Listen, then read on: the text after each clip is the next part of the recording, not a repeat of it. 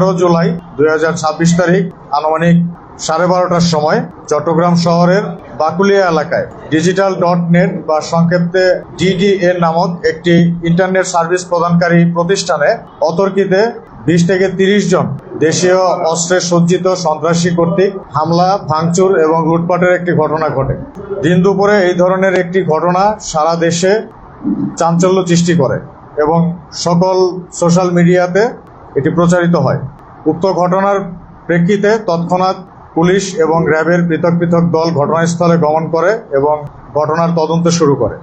এই বিষয়টি নিয়ে র্যাব, পুলিশের ঊর্ধ্বতন কর্মকর্তাগণ এবং মাননীয় স্বরাষ্ট্রমন্ত্রী মহোদয় বিশেষভাবে উদ্বেগ প্রকাশ করেন এবং স্বরাষ্ট্রমন্ত্রী মহোদয় নিজে গ্রাউন্ড লেভেলের কমান্ডারদেরকে ফোন করে আসামিদেরকে দ্রুত গ্রেপ্তার করার জন্য নির্দেশনা প্রদান করেন। সেই প্রেক্ষিতে র্যাব এবং Chattogram metropolitan police, DB police সবাই যৌথভাবে কার্যক্রম শুরু করি। গত 14 জুলাই 2026 তারিখে পুলিশ কর্তৃক মোট 6 জন এবং র্যাব কর্তৃক 2 জন, 8 জন গ্রেপ্তার করা হয় এবং মেট্রোপলিটন পুলিশ কর্তৃক এটা প্রেস ব্রিফিং করা হয়।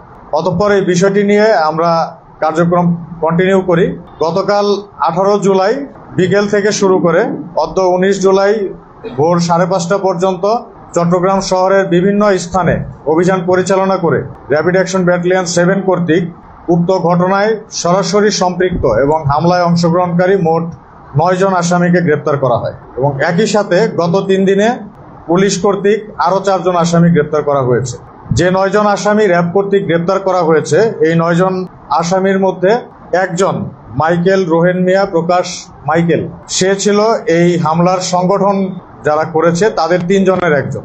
এই হামলায় মূলত ডেভিড ইমনের নির্দেশে মাইকেল, সানি এবং রাজু নামক 3 জন ব্যক্তি বিভিন্ন স্থান থেকে লোকজন সংগ্রহ করে হামলা পরিচালনা করে। তন্মধ্যে অন্যতম একজন সংগঠক মাইকেলকে র্যাব কর্তৃক গ্রেপ্তার করা সম্ভব হয়েছে এবং অপর 8 জন আসামি হচ্ছে তুহিন, আকবর, আব্দুল মুমিন, মাসাদ মিয়া, দিদার মিয়া, সানজাদ হাসান, সৈরত হোসেন এবং মোহাম্মদ সাইফুদ্দিন।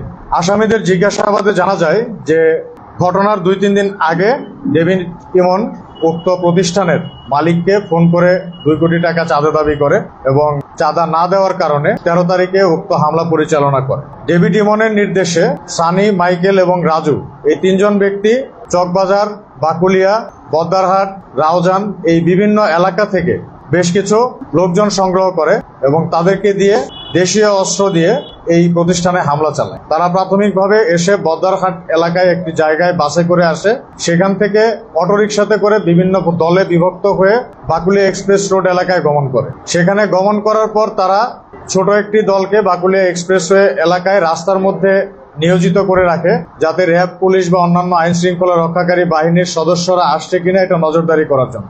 আরেকটি গ্রুপকে সেই বিল্ডিং এর নিচে এবং আশেপাশের এলাকায় খুব সাধারণ মানুষের বেশে অবস্থান গ্রহণ করে থাকে, যাতে পরবর্তীতে রিইনফোর্সমেন্ট প্রয়োজন হলে তারা পৌঁছাতে পারে। এবং মূল দল যারা হামলা করেছে 20 জনের একটি দল উক্ত প্রতিষ্ঠানে প্রবেশ করে এবং সেখানে যে হামলা, ভাঙচুর এবং লুটপাট করে। যাদেরকে গ্রেপ্তার করা হয়েছে তাদের 5 জনকে আমরা সিসিটিভি ফুটেজ দেখে শনাক্ত করা সম্ভব হয়েছে।